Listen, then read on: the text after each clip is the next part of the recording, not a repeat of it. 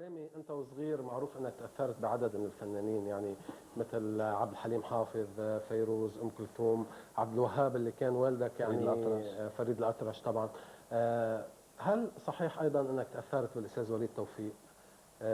والوالد كان بده اياك تغني له باستديو الفن اغنيه، وبباريس اول ما انطلقت غنيت هو له هيك أيضاً. وليد هو بيقول لي.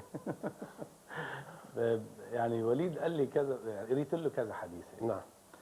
وقتها كان هو بعده طالع جديد، فما كان بعد في مجال يعني انه نتاثر فيه انه ما قلت له الاستاذ ربيع هنيدي بزهرة الخليج انه غنيت له بباريس اغنيه غنيت ابوك له يمين يا ابوك يمين يا صبيه؟ صبيه. اي بس انه غنينا كثير اغاني من الاشياء كنت حب كثير محمد جمال. نعم.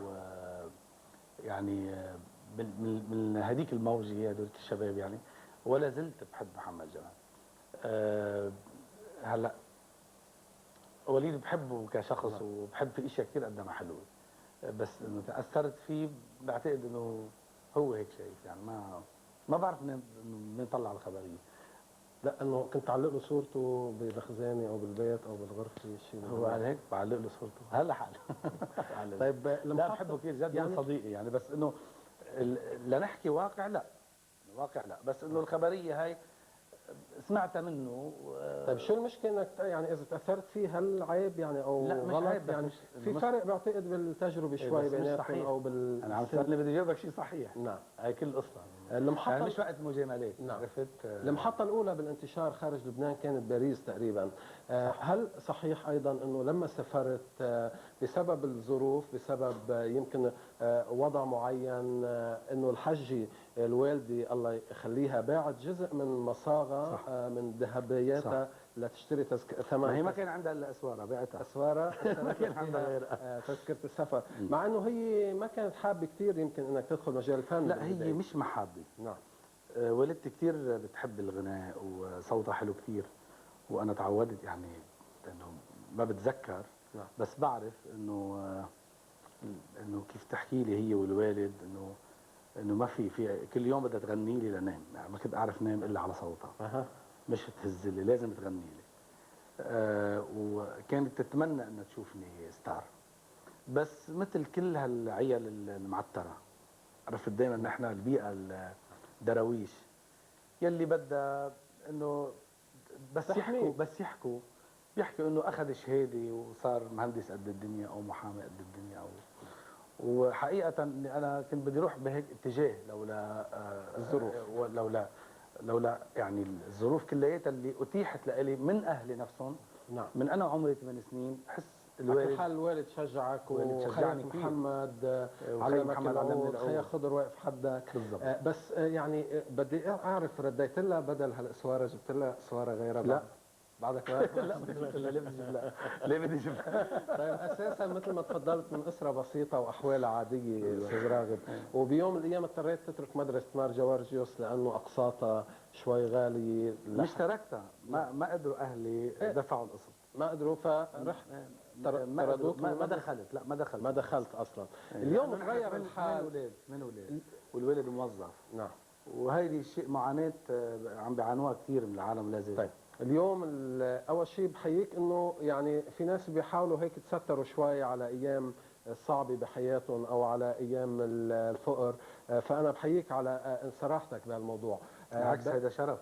نعم. انه يعني بالنهايه المال ما بغير شيء بالانسان، بغير طريقه عيشته، بس اذا غير اللي بداخله بكون ما تربى مزبوط يعني. هل غيرك اليوم؟ الحمد لله الاحوال تبدلت، ويعني يقال انك من اكثر الفنانين ثراء. هل المال غيرك؟ يعني خبريه انه يقال. نعم خبريه. هل غيرك المال؟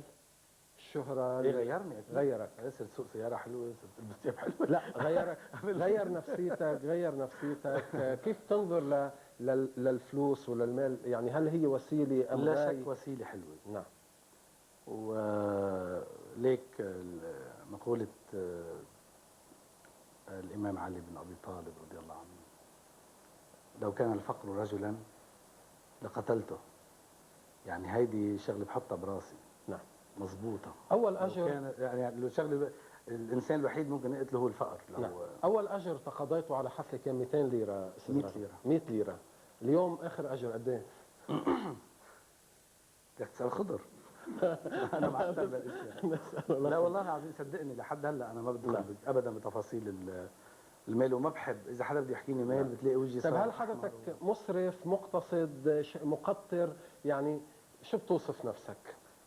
انا انسان صرفت يمكن صرفت 70% من الاشياء اللي دخلت لي. نعم. بس صرفتها بالمكان الصحيح. قتلني اللي حط $100 على طاوله قمار ما بحطها. يعني باماكن وعلى دولار واحد اذا حدا بده يسرقني ممكن اني ابين ابخل انسان بالعالم. اول مشروع يعني عمل في غير الفن كان يعني مدرسي، عملت مدرسي او اشتريت مدرسي اشتريت مدرسه وكان لها ظروف لشريها. هل يعني باللاوعي تبعك كنت عم تنتقم من يعني من الماضي من كثر المدارس اللي غيرتها؟ ليك مش انتقام، يعني ما فينا نقول اني انا بدي انتقم بدي اروح اشتري، لا نعم. ما هيك، انه انا كنت اتمنى اني ادرس بمدرسه واهلي ما قدروا. وهالمدرسه بيوم من الايام اخوي كان موظف فيها، كان استاذ، كان يعلم ماثيماتيك. وبهالاثناء كان عندي شويه اصدقاء طفولي، اصدقاء مدرسه، اجاهم اولاد وظروفهم يعني الله ما اعطاهم حظ مثلي انه يكون عندهم ظروف يقدروا يعلموا اولادهم. يعني المشروع مش تجاري؟ نو منه تجاري ابدا على الاطلاق، بس اليوم ما عدت اصرف عليه. يعني بقيت 10 سنين اصرف على المشروع، اليوم صار هو صار بيوازي نفسه. ابنك فخلي اقول لك شغله بس لكفي لك بعدين لما كان خيي احمد اللي هو صار هلا هو المدير العام للمدرسه، كان موظف بالمدرسه، فصارت القسوطه اللي ادفعها للطلاب تفوق راتبه على سنين، يعني القسوطه شهريا. فقلت له ليه ما بتترك التعليم وتيجي تشتغل معي؟ قال لي شو بشتغل معي؟ قلت له يعني بتشتغل اي شيء، بلاقي لك شيء تشتغل معي وبنسافر واحلى ما انك عم تشتغل 12 ساعه بالنهار واكثر. كان يشتغل اكثر من الفجر للنجم زي ما بيقولوا، ويعني ما في انكم، ما في مدخول. فقال لي ولو انا اخذت ليسانس لحتى اخر شيء اشتغل شغله ما شغلتي ومش باختصاصي. قلت له طيب ليه ما خليني اعمل لك مدرسه، هيك انا عم بصرف على الطلاب، فبركي بنعمل مدرسه والطلاب اللي عم ندفع نقصتهم بصيروا بمدرستنا وبنعمل مشروع. الناس يعني نحن طول عمرنا ما كنا قادرين نتعلم، حلو انه يصير عندنا هيك مشروع. وذكرتني يعني هالحديث ذكرني بانه انا كنت امر احد المدرسه اتمنى انك ان ايه، وبتذكر والدتي راحت ومش قادره. سؤالي بمحله كان ما يعني الحمد لله. بس بدي اسال انه انا بعرف الله يخليه خالد ابنك بيدرس بغير مدرسه، صح؟ طيب شو ما عندك ثقه بمدرستك ولا؟ ما عندي ثقه بخالد نفسه من اول يوم. من اول يوم كان عمره 2.5 بعته على الجاردري على الكي جي 1. فاجت المعلمه او المعلمه اللي عم تهتم فيه قالت له خالد فوت هون، قال لها نو اتس ماي دادي سكول. بشوف حاله على معلمه وعارف انه مدرسه بي. انه الاولاد اليوم بيعرفوا، عارف عم بشوف عمه، بشوف اختي هونيك، وبشوف بيجي يعني الولد حس عارف انه هيدي مدرسه ابوه، فبطل يرد. فقررت انه من يومتها ما يكون بالمدرسه، مش معقول يكون طالب صاحب المدرسه. حطيته بمدرسه كثير منيحه وبتابع معهم، ويعني في تواصل، مبسوط اني حطيته بطلعتين. ان شاء الله بضل مبسوط. رح نتوقف مع استراحه ثانيه ونرجع بنكفي سهرتنا مع الفنان النجم راغب علي.